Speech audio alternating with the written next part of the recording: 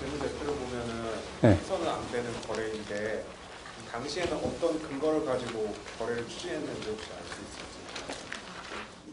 있을지? 그런데요. 이게 참, 제가 참, 어느 집단을 참 매도하기가 참 힘든데, 여기에 여러 가지 역학관계가 들어 있습니다. 근데요,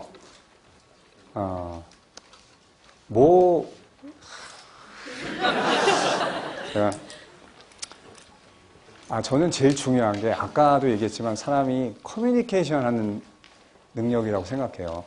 그래서 내가 모르면은 전문가의 얘기를 들을 수 있어야 되거든요. 근데 우리나라의 많은 기업의 분들이 자기가 다 안다고 생각해요. 밑에 사람 얘기를 잘 안 들어요. 저는 그게 문제라고 생각하고요. 저도 이렇게 학교나 이런 데서 이렇게 모셔봤는데, 정말 남의 얘기 하나도 안 듣는 사람들이 있더라고요. 자기가 모든 걸 다 안다고 생각해요. 근데 이 경우도 보면은 틀림없이 그 조직 안에 아는 사람이 있어요. 아는 사람이 있는데 윗사람이 얘기할 때 노라고 못하는 겁니다. 왜냐하면 노라고 그러면 잘리니까. 저는 그렇게 생각합니다. 그리고 또 한 가지는요. 이거를 중개하는 중개기관, 제가 IB죠, IB. 인베스트먼트 뱅크가 중개하는데 누구라고 얘기 안 하겠습니다. J로 시작하는데 이 당시 이거는 이게 얘네들하고 계약을 되게 우리나라 회사들이 잘 못해요. 대부분이 이런 계약이 어떻게 돼 있냐면은 예를 들어서 착수금 30억, 20억 이렇게 주고요. 나머지는 성공보수예요. 그러면 예를 들어서 이거보다 나중에 일어난 거, 예를 들어서 대우조선해양 또 오늘 세무조사 시작했다고 막 나오던데, 대우조선해양이 2008년에 매각되려고 매물로 나왔었잖아요. 그때 경쟁했던 때가 한화가 있었고, 포스코가 있었고, GS가 있었고, 현대중공업이 있었습니다. 각 4개의 회사에 IB가 다 하나씩 붙었어요. 어드바이저라고. 자, 그러면 여러분, 착수금은 똑같이 다 받잖아요. 그럼 성공 보수를 받을 수 있는 건 4개 중에 하나밖에 없죠. 거기서 성공이 뭐예요? 인수를 사는 거예요. 내가 조언을 주는 어드바이저가 사야 돼요. 그럼 인수 대금의 0.5% 1% 이렇게 하거든요. 그럼 생각하면 내 파트너를 성공시켜든 성공을 안 시키든 간에 내가 하는 일은 거의 똑같아요. 4개의 회사의 어드바이저가 거의 같은 분량의 일을 하잖아요.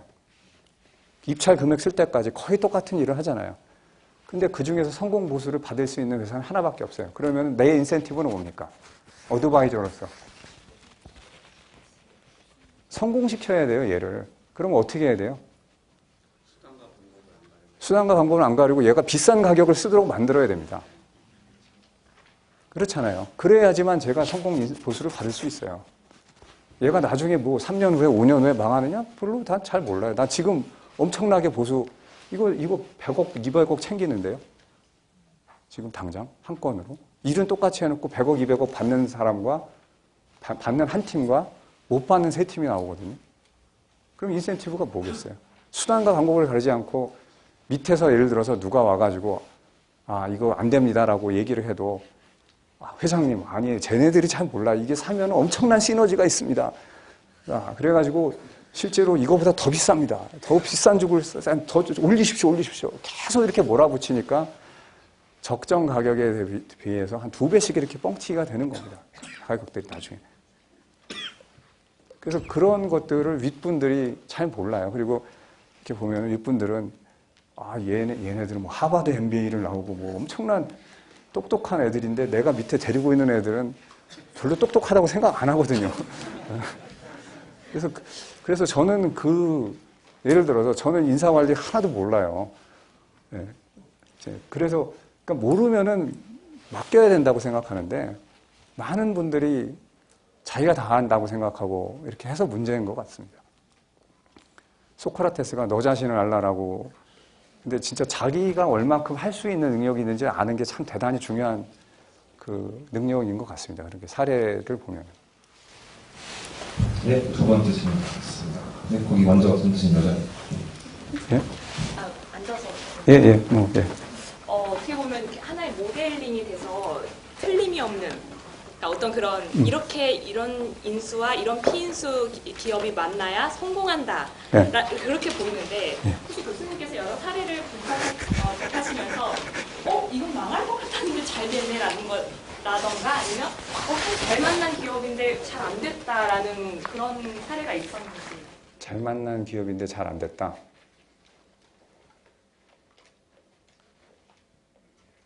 잘 안 됐는데 잘 안 될 것 같았는데 잘 됐다는 사례 하나고요.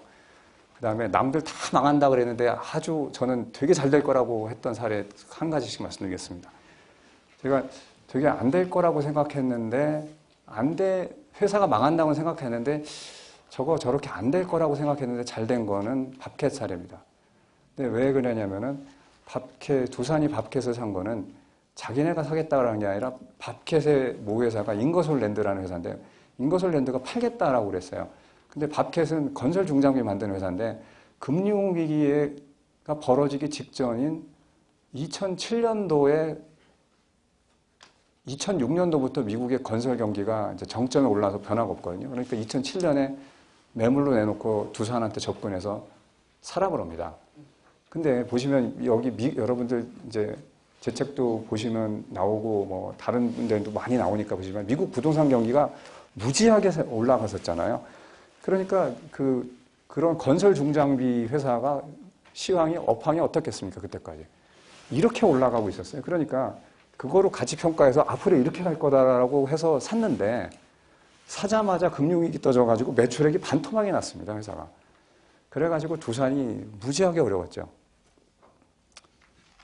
그래서 뭐 이것저것 팔고 뭐 증자도 하고 그냥 두산 죽을 뻔했습니다. 근데 두산의 경영을 제가 이렇게 계속 보면은 정말 이 사람들은 리스크를 딱 예측해서 엄청나게 컨트롤 딱 자기 손 밑에 이걸 쥐고서 딱 한다. 그리고 기다리지 않고 사전 선제적으로 앞으로 착 잘하는구나 라는 걸 많이 제가 느꼈습니다. 그래서 그랬는데 밥캣이 잘 돼요. 왜 그러냐면은 오바마가 집권한 다음에 돈 하도 찍어대가지고 그 미국이 그냥 완전히 그 찍어낸 돈으로 다 그냥 전 나라가 건설 공사판이거든요. 여러분 뉴딜 정책이 뭡니까? 뉴딜 정책이. 네. 뉴딜 정책 하고 있는 거예요. 여러분 4대 강의 사업이 뭐예요? 네. 그 뉴딜 정책하고 똑같은 거예요. 네. 조금 규모가 작은 뉴딜 정책입니다. 그러니까 왜냐하면은 경기가 나쁠 때는 정부가요, 이 일자리 만드는 걸 해야 되는데 돈 쓰면서 일자리 발이 나오는 게 건설 사업이에요. 그러니까 미국도 그걸 하고 있으니까 하도 찍어대니까 그냥 온 나라가 건설판이 되니까 갑자기 밥캣이 매출액이 반토막 났다가 순식간에 또 이게 한 2년 그러다가 바로 회복이 돼가지고 아주 잘 나갔어요.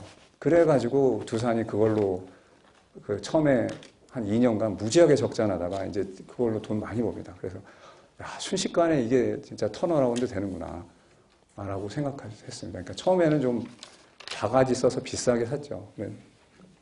이걸 보면 이럽니다.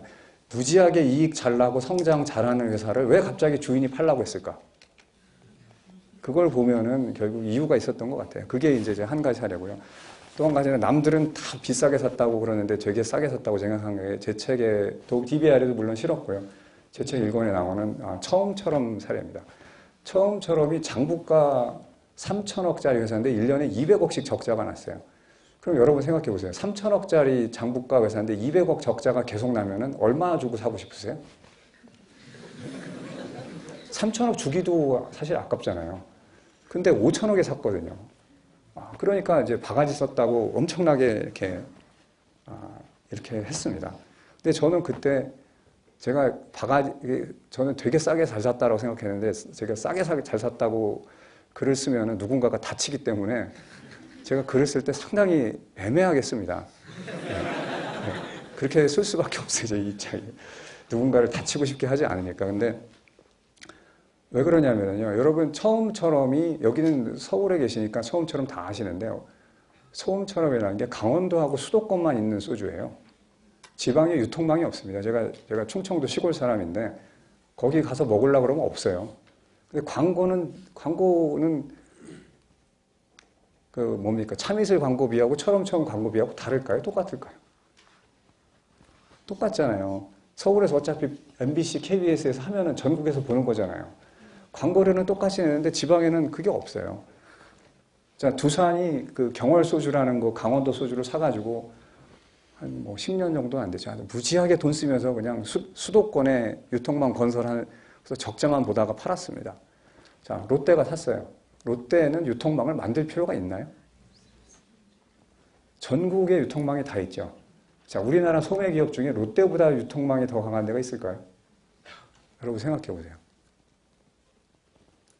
제가 그래가지고 이거 순식간에 매출액 그냥 엄청나게 늘어난다. 라고 생각을 한 겁니다. 그래서 지금 어느 정도냐면은 처음처럼 샀을 때 그 시장 점유율이 불과 이제 몇 년 됐나요? 이제 한 5년쯤 됐나요? 시장 점유율이 8에서 9%였는데 지금 19% 됐어요. 롯데 유통망에 그 상품이 실리는 순간에 순식간에 이게 이렇게 늘어나는 겁니다. 그래서 결국은 이런 게 바로 시너지인 것 같아요. 그 두산과 밥캔 얘기를 하면은 저도 뭐 처음에는 몰랐는데 나중에 이제 그 자료를 받아가지고 이렇게 보니까 두산과 밥캔도 상당히 시너지가 크더라고요. 왜냐면은 두산 인프라코어도 중장비 회사고 밥캔도 중장비 회사니까 사실 똑같은 게 되게 많으면은 시너지 효과가 별로 없을 것 같은데 되게 재밌는 게 중장비 회사인데 같은 제품이 생산 품목이 하나도 없어요. 그러니까 두산 인프라코에서 만드는 거를 미국에 가져가서 밥캣 이름 달고 밥캣 매장에서 팔면 돼요. 그리고 두산 인프라코에서 못 만드는 거는 밥캣에서 만들어서 아시아에 갖다가 팔면 돼요. 이렇게 되더라고요. 그래서 상당한 그것도 시너지가 있는 그런 거라고 생각합니다. 네, 마지막 질문 하나.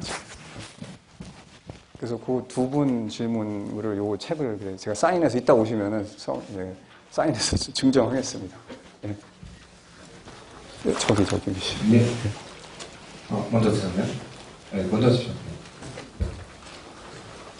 강의 인상 깊게 잘 들었습니다. 감사합니다. 제가 사실 지금 동국으로 계열사에서 일하고 있는데요. 예. 어제 오늘 굉장히 지금 직원들이 다 패닉 상태.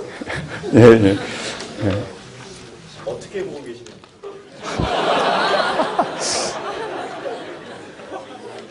참 안타까운데요.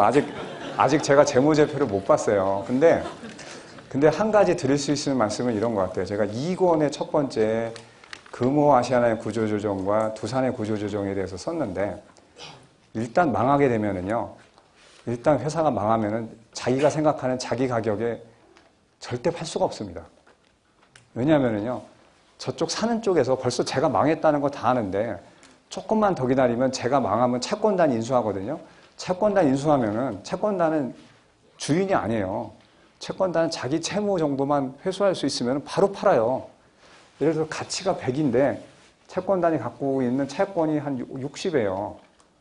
그러면은 채권단은 70만 준다 그러면 팔아요.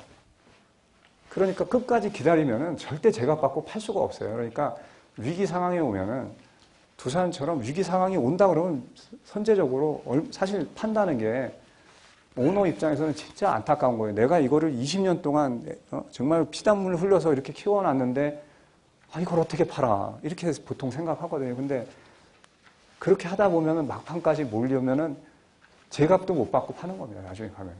그래서 그런 점이 좀 안타깝다라고 생각합니다. 진작에